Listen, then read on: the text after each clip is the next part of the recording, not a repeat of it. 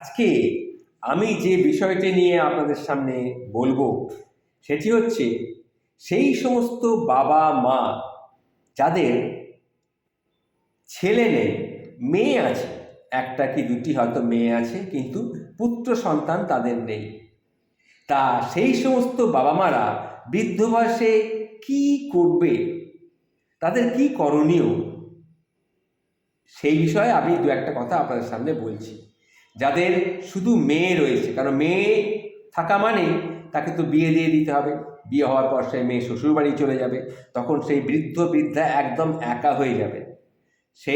তারা কি করবেন, তাদের মানসিকতা কি হবে, সেটা নিয়ে আমি কিছু বলবো। কারণ আমারও একমাত্র মেয়ের বিয়ে দিয়ে দিয়েছি, আমি এখন আমার বুড়িটাকে নিয়ে একা একাই থাকি। যদিও আমি একজন বয়স্ক মানুষ, রিটায়ার্ড পার্সন, আমি একাই থাকি। যাই হোক, আমার এই ধরনের মাথায় এই ধরনের চিন্তাটা এসছে, আমরা কিছু কিছু জিনিস ফেস করছি বলেই এই কথাগুলি আপনাদের সামনে তুলে ধরছি। সত্যি মেয়ের বাবা মারা চিরকালই একটু অবহেলিত। মানুষ শিক্ষিত হয়েছে, কিন্তু মানসিকতা একদমই পাল্টায়নি। ছেলের মা বাবা, তার বাবা মা, মেয়ের বাবা মা কেউ নয়, মানে ছেলের বাবা মারাই একমাত্র বাবা মা, আর মেয়ের বাবা মারা কেউ নয়। সত্যি কি তাই? ছেলের বাবা মায়ের বয়স হয়, তাই বয়সকালে ছেলেদের তাদের কাছেই থাকতে হয়, কিন্তু মেয়ের বাবা মায়েদের তো আর বয়স হয় না। তারা কোথায় থাকবে? তারা কেন মেয়ের বাড়িতে থাকবে? যে মেয়ের কোনো দাদা বা ভাই নেই, তাদের বাবা মায়েদের হেলা ফেলাই জীবন কাটাতে হয়, কারণ তারা তো মেয়ের বাবা, তারা তো মেয়ের মা। এটাই হচ্ছে আসল কথা। এখন এখানে যদি প্রশ্ন ওঠে, কেন মেয়ের বাবা মায়েরাও বয়সকালে মেয়েদের সঙ্গে থাকতে পাবে না, এটা একটা প্রশ্ন। এই প্রশ্নটা আমি সবার কাছে রাখছি। যদি ছেলের বাবা মায়ের ছেলের বাবা মা থাকতে পারে, তাহলে মেয়ের কাছে মেয়ের বাবা মারা থাকতে পারবে না কেন? তখন সবাই বলবে, আরে বাবা, মেয়েদের তো শ্বশুরবাড়িতে থাকতে হয়, এটাই তো নিয়ম।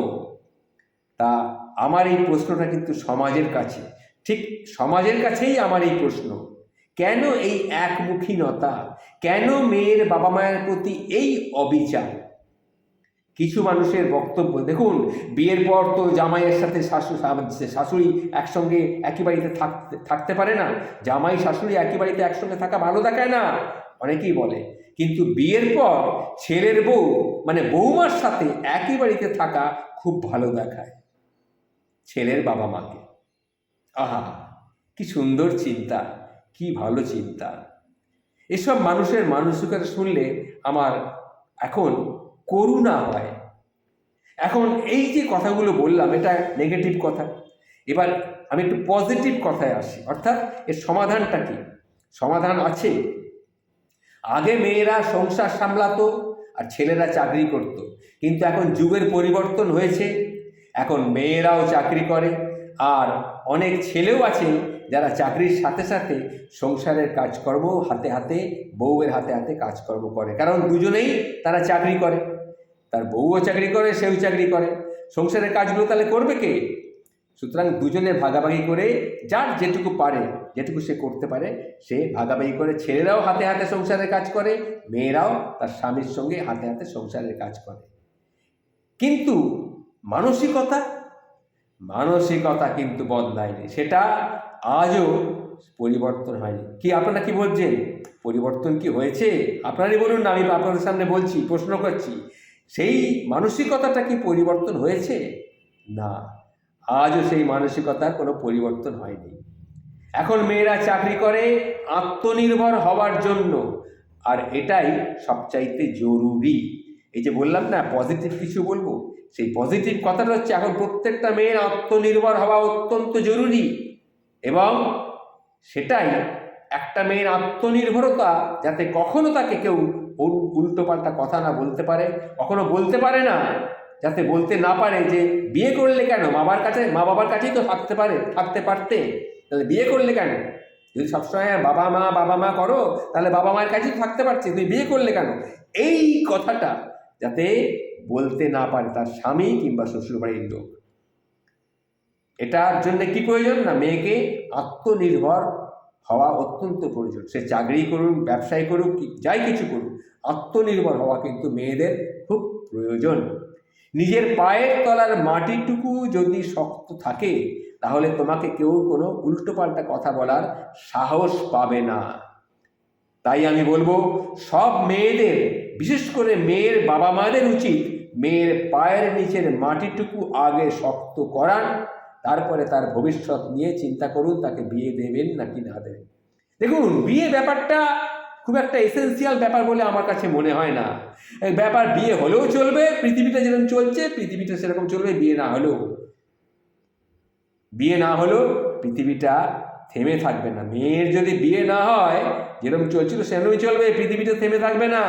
বিয়ে ছাড়াও কিন্তু আরো অনেক কিছু করা আছে জীবনে, এটা মেয়েটাকে জানতে হবে, বুঝতে হবে। আসল কাজ হচ্ছে ব্যক্তিত্ব, আত্মসম্মান এবং সমাজে তার কি পরিচয় সেটা জানতে হবে।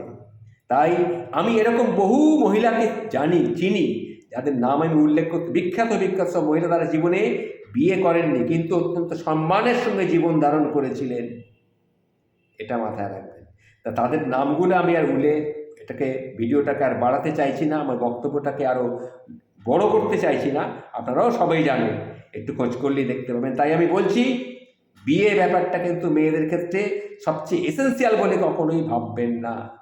বিয়ে যদি নাও করে মেয়েটা, পৃথিবীটা কিন্তু থেমে থাকবে না, ঠিক সেইভাবেই চলবে। আগে মেয়েকে তার পায়ের তলার মাটি শক্ত করাতে হবে তারই বাবা মাকে, তারপরে তার বিয়ে দিন। দেখবেন সেই মেয়েই কিন্তু আপনাকে, আপনাদের বুড়ো বুড়িকে, অর্থাৎ তার নিজের বাবা মাকে ঠিক তারা দেখা ব্যবস্থা করে দিতে পারবে বা দেখবে, এটা মাথায় রাখবেন। নতুন বছরে এই কথাগুলি সবার সামনে তুলে ধরলাম। নমস্কার, সবাই ভালো থাকবেন।